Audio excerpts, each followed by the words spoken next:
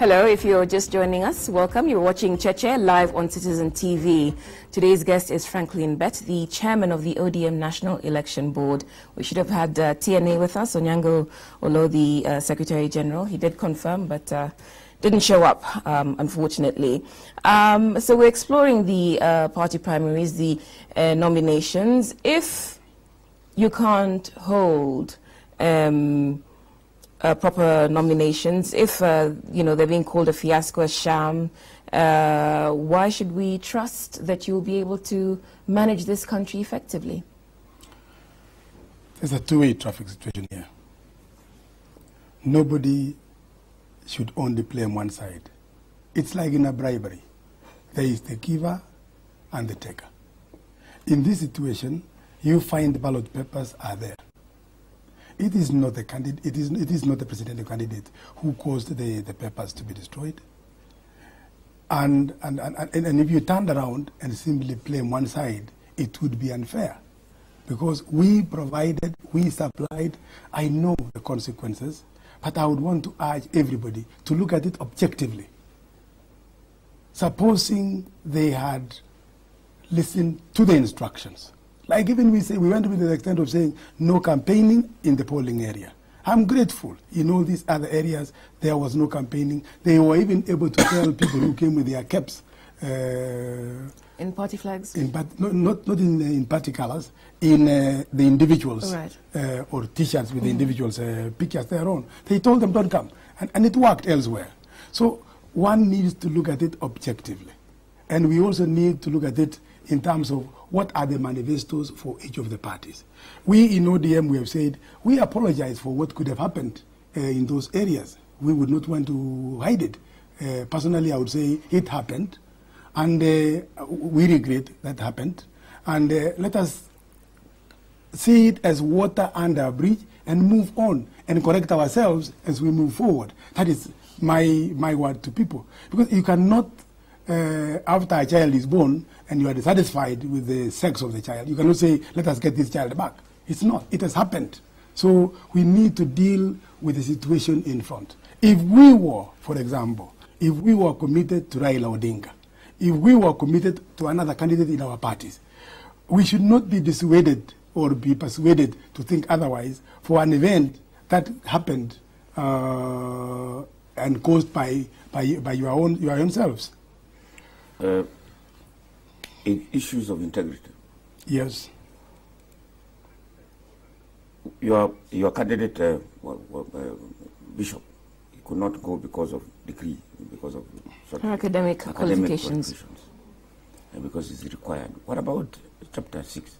Are you happy with the candidate you have nominated, the ones you have given certificates, that these people will go through the system, that they will pass the integrity? Yeah, first of all, it is very difficult to have an integrity meter. A meter to measure. It is there in Chapter 6. To measure integrity. It is there in Chapter 6. It's there. Yes, I agree it is there. It is all named there. Yeah. But it's only you members of parliament who watered it down. Yes, I agree. But you know, Mutegi, you need to have, they should have already put in place somebody somewhere, in place a system, a procedure to follow, a checklist. Who are you saying they and you are the member? I believe it is the National Assembly. Exactly. Yeah, but that was not done. So why did you not do it? Because there is no, there's no integrity meter in the place. It's like those days when people were saying this man is more Nyayo and this one is not less Nyayo. So you are being disingenuous. The Law Society of Kenya. Being very disingenuous because, you know, as Mutegi says, Chapter 6 spells out issues of integrity. In fact, within the party, you should be able to say you measure up, you don't measure up. Yeah. And again, that comes back to the point of whether these parties are able to effectively govern the Kenya, you know, give us the Kenya we want within the parameters that have been specified. I will want to disclose. We actually received issues of integrity, complaints, petitions from various people. Yeah. I can remember, I think I received close to 20, yes, either submitted by lawyers or submitted by individuals. We addressed them. And we found ourselves in difficulty, what I've told you, that Parliament watered down some issues. and you could not in any way find an avenue to deal with those things. Some of them we called for, like for example, we were told that so and so misappropriated the client's money, and so we had to ask that person, there is this issue on you, what do we do? We were given appropriate letters that had already exonerated them on those particular issues, so we passed them. Now, similarly on Wanjiru, we received a letter from a firm of lawyers telling us her papers are not right. I then immediately wrote Commission of Higher Education and asked them, can you verify and authenticate for me the papers which Margaret Wanjiru has given to me? Now, Wanjiru is not to blame, but I think the one to blame is the institution in the United States who examined her and gave her all these papers, knowing very well that the US government has not accredited those institutions.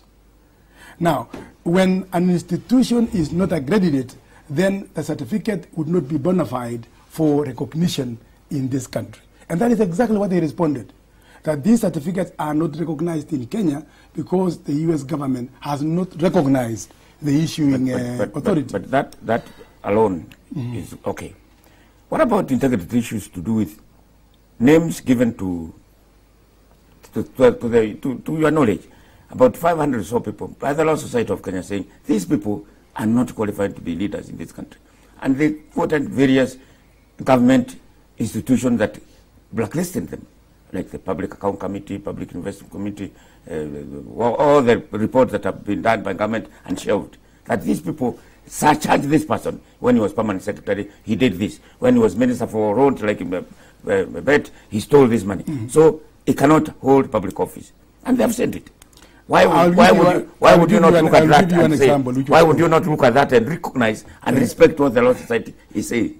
I will give you an example. Mheshimiwa Kachwang. Yes. Now, a complaint was brought on him. I then sought an explanation from Kachwang. And then he told me, I will give you a letter from LSK exonerating me and asking me to behave in a certain manner, which I have behaved. I told him, agreed, but can I have that letter for my comfort? And he actually got the letter to me, and I checked with LSK, and it was confirmed, yes, that was the situation. So I did that. So I know it is in the minds of people about this Kachwang, but I went through that motion. But there are certain people who the Public Account Committee reports have said cannot hold public office. And they now want, it's there, they now want to be members of parliament. They now want to be senators. I cannot answer that because I didn't receive petitions on those people. So somebody has got to begin by giving you a petition.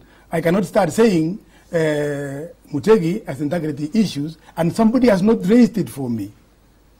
Okay. I would be unfair to Mutegi as the arbiter here to start pinning him down.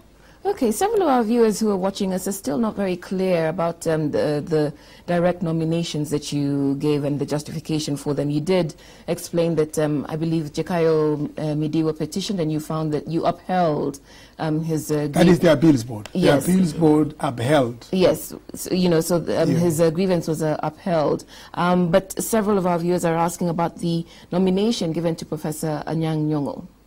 Now, Section 3.3 of our rules and regulations for nominations, which is a document available to the membership, states that the National Election Board shall seek their agreement and approval of the National Executive Council for direct nomination, and the council shall give such nominations to the National Why was he Board. given? Why was there elections in that county? Why direct? I've given you what the party has. The party gave that provision. If there is there must be a reason why. Yeah. So what is the reason? What was the reason for nominating Professor Anyang' Nyong'o directly?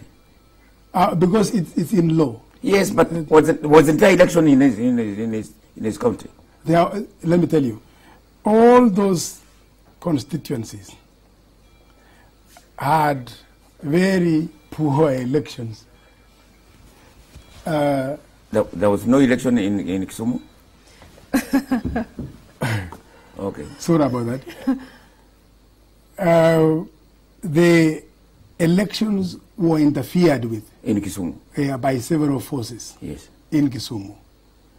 Now, to an extent, that we had only sketchy information from some polling stations. Take note, the nominations were terminating at exactly midnight on the 18th. And that is why you saw me saying the law recognizes any nomination exercise from midnight 18th backwards, but not beyond. So I had to use the results which were possible out of the returning officers and kind of restructure as to what I would have gone to if the exercise had gone on very well. How did Jack Languma become a gubernatorial as candidate in Kisumu? Looking at the restructured results, Ranguma was ahead. In the situation for the senator, wasn't there anybody ahead of Yang Nyong? I'm not aware. Okay, I'm not aware. Let's pick up on this point you made about the IBC being better equipped to handle party primaries. Why do you make that judgment? The experience in the past has shown that they have tried beyond the level of primaries. They are a notch higher than in the organization than the parties, and they are on it full time. So at least they are able to see the areas that would require greater attention than our primaries of parties. I'll give you my example. I was appointed to the board hardly 1.5 months ago and expected to conduct a primary. I thank my God for having given me the ability to do the much we did. Yet maybe those other chairs in the other parties had been there for close to a year. And that is the way it was. So that is why I'm always grateful. You've clearly survived the experience, and a lot of our viewers think that you as an individual are fairly capable. But within the wider context of the decisions you have taken, direct nominations, disqualifying certain others, musical chairs moving people around, are these the reforms that you claim to present as ODM and CORD? Those are the difficulties you face in the implementation of any program. Now, but I do not see them reflecting the behavior of CORD in its management of public affairs, because I know the manifesto of CORD, that it is a manifesto that will provide several beneficial things for the citizens of this country. So it will not in any way be it is not in any way a reflection of what will be done in the government to come. Well, so we've CORD wins. We're almost out of time. Mutegi, I'll let you ask one last question. But you've been with us for about an hour. You've been checking your watch. And in that hour, you have not been able to convince our viewers that as a party, you are fit to manage the country's affairs, judging by the way the nominations have been handled. Yes, as you say, the nominations went well in the majority, 44 out of the 47 counties. But the impact of the mismanagement, say for instance in Nyanza, is such that it's made you quite vulnerable in terms of how you approach issues of governance and transparency. I think we will manage, knowing very well that we are all human beings, and none of us is perfect. And I've told you what happens in a football pitch. The fellows in the terrace are condemning the fellows in the field, and when they are given an opportunity, they are not moving nowhere. So I don't think that should be a reflection of what CORD will do. In view of I'm sure even the appointment of the managers of the affairs of the government, most of it will be in our institution of check and balance.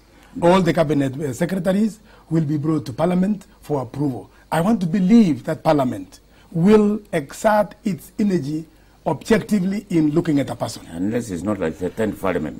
I agree with you. My issue is with the issue of integrity. In view of what has happened and in view of what I'm hearing the Independent Electoral and Boundary Commission stating, is it wrong for me to assume that Chapter 6 of the Constitution is dead and buried? I'll tell you my point of view. I want that chapter to be operational, to be implemented, because my main issue all the time is, let us be sincere one to another. Let us be truthful one to another. If you have wronged another person, be able to say, I have wronged you, I am sorry. Now, that is the issue of integrity, and I would want it myself. Why haven't you institutionalized it within the party? It is part and parcel of the party. Yes, I know you are saying I have not been able to convince people. But the same people are the ones who also contributed. They are the same people. I'm telling you. I have a fellow who says to me in Nyatike, and I know what happened in Nyatike to our ballot papers. He says, "Atucha piga kura," and you ask yourself, how would they have been able to piga kura if the instruments, the materials they were supposed to use... You've made that point earlier, but you're contradicting yourself, because if you say that you have implemented the provisions of Chapter 6, what are the structures you have put in place for that mechanism? I've already stated, we received complaints on integrity issues from various individuals. I constituted a subcommittee of my board to look at all those complaints. And I told them I must receive adequate evidence for and against.